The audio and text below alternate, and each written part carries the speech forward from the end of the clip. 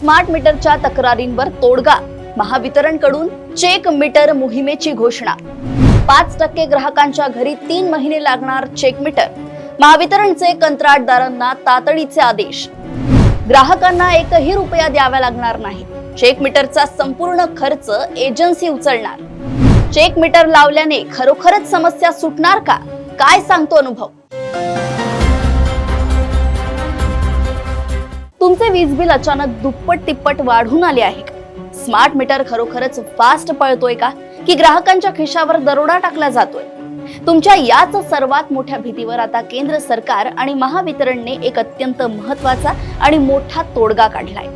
महावितरण आता थेट तुमच्या घरी चेक मीटर बसवणार आहे, ज्यामुळे स्मार्ट मीटरची खरी पोलखोल होणार आहे। हा निर्णय नक्की काय आहे, चेक मीटर कसा काम करणार आणि जमिनीवरची खरी वस्तुस्थिती काय आहे, हे जाणून घेण्यासाठी हा विशेष रिपोर्ट शेवटपर्यंत नक्की पहा। राज्यभरात सध्या महावितरणच्या स्मार्ट वीज मीटरवरून ग्राहकांमध्ये प्रचंड असंतोष आणि संतापाचे वातावरण पाहायला मिळतंय। 2 किलोवॉटचे साधे कनेक्शन असलेल्या ज्या सर्वसामान्य कुटुंबांना पूर्वी दरमहा 1000 ते 2200 रुपयांपर्यंत वीज बिल येत होते, त्यांना आता स्मार्ट मीटर बसवल्यानंतर थेट 2500 ते 4500 रुपयांपर्यंतचा मोठा फटका बसत आहे। अचानक वाढलेली बिले, फास्ट रीडिंग आणि लोड जम्पिंगच्या वाढत्या तक्रारींमुळे ग्राहकांनी थेट स्मार्ट मीटरच्या कार्यक्षमतेवरच प्रश्नचिन्ह उपस्थित केले।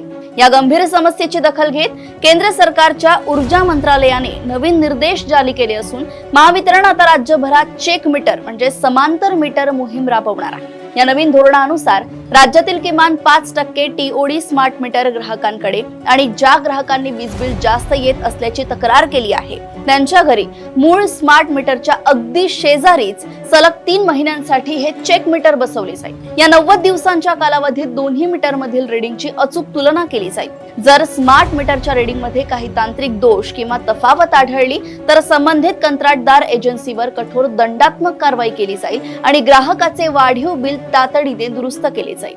सर्वात महत्त्वाची बाब म्हणजे या चेक मीटरसाठी ग्राहकांकडून किंवा महावितरणकडून एकही रुपया घेतला जाणार नाही। याचा संपूर्ण खर्च मीटर पुरवणाऱ्या कंत्राटदार एजन्सीलाच करावा लागणार आहे। मात्र कागदावरील या दिलासादायक निर्णयामागे जमिनीवरील वास्तव खूप वेगळे आणि चिंताजनक आहे। प्रत्यक्षात महावितरण आणि वीज विभागाकडे पुरेशा प्रमाणात चेक मीटरचा साठाच उपलब्ध नाहीये।